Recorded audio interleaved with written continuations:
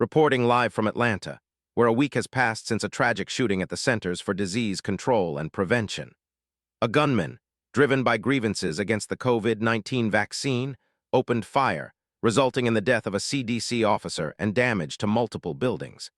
The incident has left many CDC employees grappling with fear and frustration, particularly regarding the perceived lack of strong response from federal leadership.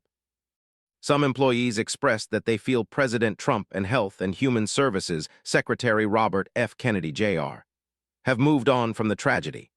They point to what they describe as a lack of public statements from the president and a less forceful denouncement of the violence from Secretary Kennedy, who has a history of vaccine skepticism.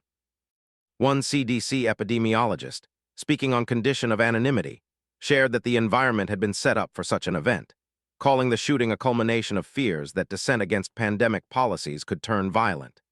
She stated that she won't feel safe returning to work until federal leadership publicly supports the CDC and Kennedy condemns violence against public health workers as strongly as he has criticized the agency's COVID response.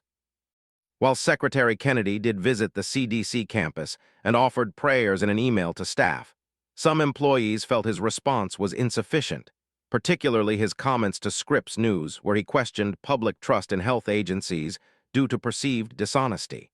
He also did not directly address staff during his visit. A spokesperson for HHS stated that Secretary Kennedy has unequivocally condemned the attack and remains committed to employee well-being, citing his swift visit to Atlanta as evidence of his commitment. The White House also issued a statement emphasizing the administration's priority on employee safety and extending condolences.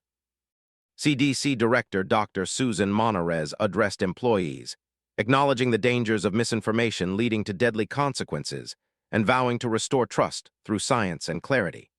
However, the sentiment among some staff remains that the vilification of federal workers, coupled with recent agency reorganizations and funding cuts, has created an environment of fear and personal impact.